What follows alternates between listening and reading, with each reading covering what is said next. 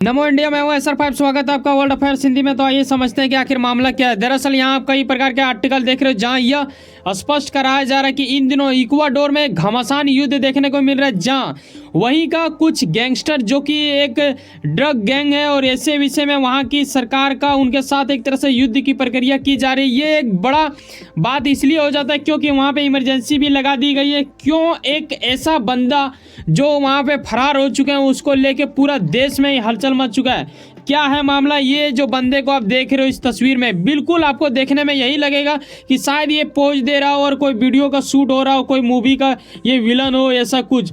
और ऐसा ही कुछ आपको वीडियो के अंत होते होते महसूस हो जाएगा कि वाकई में ये जो रियलिटी है वो बिल्कुल एक मूवी की कहानी जैसा लगता है। ये मैंने आज तक कई सारे वीडियो बनाए हैं, लेकिन ये वीडियो बनाने में मुझे अजीब लग रहा है क्योंकि यहाँ का मामला पूरा तरह से एक ऐसे चीज़ से जुड़ा हुआ है जो यकीनन हमारे देश को नहीं बल्कि पूरे विश्व को ही इसके बारे में सोचना चाहिए। ठीक है, तो आओ स्टेप बाय स्टेप समझते हैं कि आखिर फिट्टो है क्या, क्योंकि इसमें सबसे अहम रोल यही बंदा का है, इन्हीं का नाम है फिट्टो। और ये क्यों पड़ा इनका? इक्वाडोर के जेल में कैसे कोई बंदा ऐसे फरार हो जाता है, वो पूरे देश को एक तरह से उस चिंता के स्थिति में लाके खड़ा कर देता है जो यकीनन काफ़ी हृदय के अत्यंत गहराई में एक पीड़ा उत्पन्न करवाती है।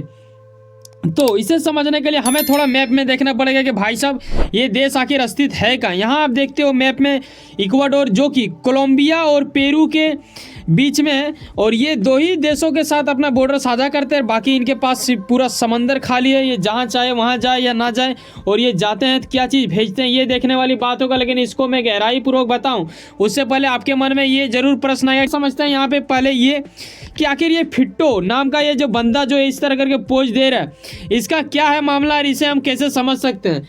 अगर मैं आपको याद दिलाऊं, बीते साल आने अभी कुछ ही महीना हुआ है, अगस्त के टाइम में ऐसा कुछ हुआ था, 9 अगस्त को ठोक दिया गया था। यहाँ पे आप देख रहे हो ना, फर्नांडो नाम का एक बंदा था जो कि राष्ट्रपति उम्मीदवार में खड़ा हुआ था चुनाव में, और ये बंदा ने सिर्फ ये बोला था कि भाई साहब मैं ये करूँगा कि अगर हमारी सत्ता आता है तो हम अपने देश से ड्रग तस्करी पूरा तरीके से मतलब एक तरह से ख़त्म कर देने की स्थिति ये लाके खड़ा कर देंगे। ये दावा कर रहे थे अपने जनता से। इस तस्वीर के माध्यम से मैं दिखा देना चाहूँ, ये वही बंदा थे जिनके ओर से ऐसा कुछ जब ये चुनाव में खड़ा हुए थे तो ऐसा कुछ भाषणबाजी की गई थी। हर नेता करता है, जैसे कि अभी 2024 आ गया है तो हमारे देश में भी अभी चुनाव होने वाले हैं। ठीक है, बीते कुछ महीना में तो आपने देखा होगा कि राष्ट्रीय स्तर के जितने भी नेता हैं उन लोग अक्सर प्रचार चुनाव में कुछ ना कुछ दावा करते हैं। उसी प्रकार उस देश में भी इसके ओर से बीते साल में की गई थी, और इसे सिर्फ ये बोलने पे उसके बाद इसे ठुकवा दिया जाता है किनके ओर से?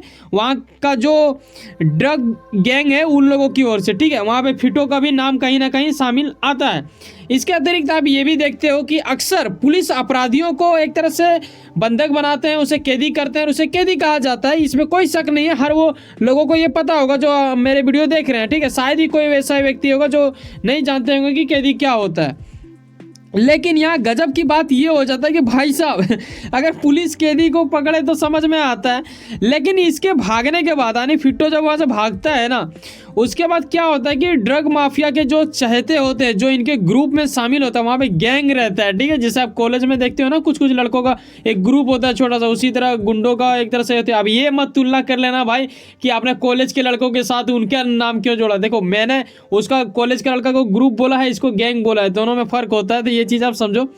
तो इनका गैंग अब क्या कर रहा है कि वहाँ के जो पुलिस गार्ड है ना उन लोगों को ये बंधक बना ले रहे हैं, कैदी, वो भी 6 जेलों में।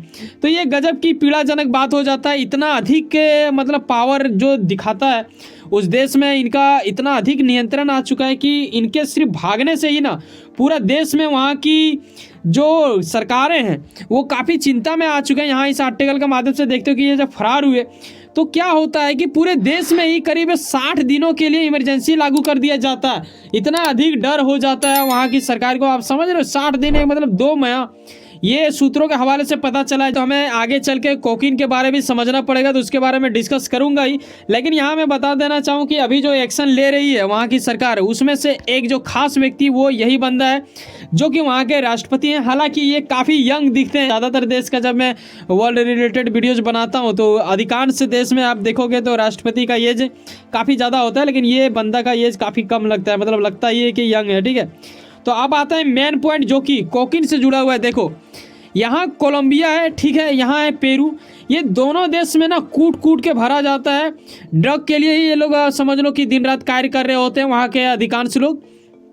जो कोका नाम के एक पौधा आता है उस चीज़ को उगाता है, और उसी के पत्तियों के साथ जब कुछ कुछ चीज़ों को मिक्स की जाती है तब जाके बनता है कोकीन, जिसे आप जानते हो कि ड्रग और ये सब चीज़ों में यूज किया जाता है, नशीली चीज़ों में। और ये जो है यहाँ दो देश आप देख रहे हो, ये कॉरिडोर, सॉरी मैंने कॉरिडोर बोल दिया क्या है यार, इक्वाडोर है। कॉरिडोर याद आ जाता है पाकिस्तान और चाइना वाला, इसीलिए शायद मुँह से निकल गया हो। तो इक्वाडोर यहाँ से सप्लाई करते हैं। क्यों सप्लाई करते हैं इसके बारे में आगे बताऊँगा। देखो यहाँ इस मैप के माध्यम से यहाँ पे आप देखो इस आंकड़े को लेके कि यहाँ बताया जा रहा है कि 2021, ठीक है, 2011 से 21 तक में इतना कुछ इन लोगों की ओर से उगाया गया था, जो कि काफ़ी ज़्यादा, मतलब 60% से ज़्यादा ना सिर्फ ये कोलंबिया उगा देता है कोकीन को। तो ये एक गजब होता है। ये चीज़ जब मार्केट में फैलता है तो आपको पता होगा कि कितने ज़्यादा यूथ में ये असर पड़ता है, वो लोग बर्बाद की स्थिति में बढ़ जाते हैं। लेकिन आपके मन में ये सवाल ज़रूर आएगा कि सर ये तो ठीक है वो उगा रहा है, उसके अलावा क्या था। जैसे कि मैंने आपको पीछे बताया कि यहाँ से जो सप्लाई करते हैं वो करता है इक्वाडोर, ठीक है। अब ये इक्वाडोर जो है ना, ये क्यों सप्लाई करता है ये बता दूं मैं आपको। कोलंबिया में वहाँ की लोकल करेंसी चलता है, पेरू में भी लोकल करेंसी चलता है, लेकिन इक्वाडोर के पास क्या है कि इसके पास डायरेक्ट यूएस डॉलर चलता है। अब ये यूएस डॉलर भी इनके देश में चलता है, तो दूसरे देश से ये अगर व्यापार करते हैं तो इसके लिए थोड़ा ईजी हो जाता है। अब वीडियो के अंत में आप ये भी समझोगे कि इसका पैसा कितना क्या मिलता है, ये भी एक खास बात हो जाता है समझने वाली। तो यहाँ अब आते हैं इस पॉइंट को लेके। यहाँ आपके मन में ये सवाल जरूर आ रहेगा कि अच्छा ठीक है, ये कोलंबिया से माल उठाता है, ठीक है, उसके बाद ये पेरू से उठाता है, कुछ और देश से उगाता है, उसके बाद ये क्या करता है दूसरे देश को सप्लाई करता है और उसी से ये फ़ायदा कमाता है। ऐसे ही इन्होंने शुरू किया था और ये धीरे धीरे बन गया है वहाँ पे। ये मतलब समझ लो ना कि दुनिया का एक सबसे खतरनाक अपराधी में से एक है ये, और इसे बोला जाता है ड्रग माफिया फिटो। इनका नाम फिटो बताया जा रहा है, हालांकि इनका शुभ नाम कुछ और है, लेकिन इसका शुभ नाम भी बोला जाए तो कोई दिक्कत वाली बात नहीं होगा। लेकिन जो भी है यहाँ पे जो आर्टिकल के माध्यम से हमें पता चला वो मैं आपको बता देता हूँ। यहाँ 2011 में आप देखते हो कि भाई साहब इन्हें 34 साल की सज़ा दी गई थी। इसमें कौन सा मामला जुड़ा हुआ था, ड्रग तस्करी, जो कि ये नशीली चीज़ों को इधर से उधर कराता था, जैसे कि मैंने मैप में आपको पीछे बताया। वहीं पे इन्होंने हत्या भी करवाया है, हत्या किया भी है, ऐसा कुछ भी सामने आता है। इन चीज़ों के चपेट में ये फंस चुके थे। लेकिन कमाल की बात है, इसे वहाँ की सबसे कड़ी जेल में रखा गया था, जिस तरह भारत का तिहाड़ जेल होता है उस प्रकार। लेकिन कहते हैं ना कुछ जेलों में ना भाई साहब जेबरा डांस किया जाता है, ठीक है, तो ये वाली कांड होता होगा, शायद उतना कंट्रोल ना किया जाए तभी जाके ऐसा कुछ ये भागने में आगे बढ़े। लेकिन एक सूत्रों के हवाले से यह पता चला जब मैंने इसके प्रति रिसर्च किया, तो साल 2021 का अगर मैं एक आंकड़ा बताऊं आपको, तो करीब 460 लोग ना जेल में मारे जा चुके थे। और इसे मारने वाला क्यों होता है, देखो वर्चस्व की लड़ाई हर जगह होता है। अगर आप कॉलेज का एग्जाम्पल ले लो तो आप देखोगे कि जिस ग्रुप बना हुआ रहता है ना कॉलेज के लड़कों में, तो वो अपना ग्रुप को जिताना चाहेगा, वो इतना जीता है। हाँ, बस फर्क यहाँ ये है कि यहाँ पे गेम का लड़ाई चलेगा और यहाँ पे ये लोग मतलब डायरेक्टली गन वन का मतलब यूज करता होगा या फिर जो भी चीज़ का।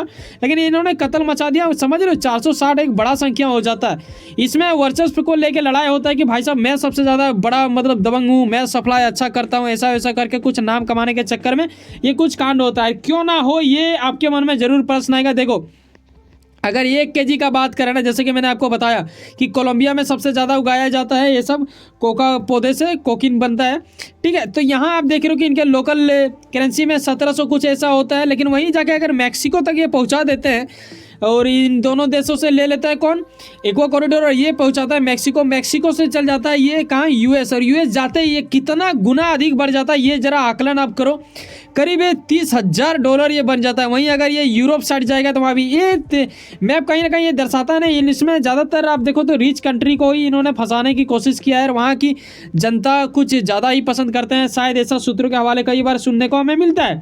लेकिन कहीं ना कहीं मैं आपसे एक अपील करना चाहूँगा, अगर आप इन चीज़ों को करते हैं तो छोड़ दें, ये बिल्कुल मूर्खता वाली बात होता है। और अगर आप नहीं करते हैं तो अच्छी बात है, लेकिन आपके इर्द गिर्द में भी कोई करता है तो उसे भी सलाह दें ताकि वो बेहतर दिशा की ओर बढ़े। और भारत में ऐसा कुछ बहुत कम देखने को मिलता है, तो भारत बिल्कुल अच्छा है और अच्छा ही हमें रहना चाहिए, अपने देश के ऊपर गर्व करना चाहिए। बाकी विश्व में भी ये सब चीज़ नियंत्रण हो ताकि ये दूर तक ना फैले, क्योंकि गंदगी चीज़ें बड़ी तेज़ी से फैलती है ना। वैसे सुनो ना कहीं कुछ ना कुछ काम करते होंगे, यकीनन अपने काम के प्रति काफ़ी ज़्यादा उम्मीद रखते होंगे, यकीनन आपका मेहनत आपका मंजिल बनकर मिला। वैसे सुनो ना, सब्सक्राइब कर लो वर्ल्ड अफेयर्स हिंदी और जुड़े रहो मुझसे। चलो मिलते हैं किसी नेक्स्ट वीडियो में। बाय, जय हिंद, जय भारत।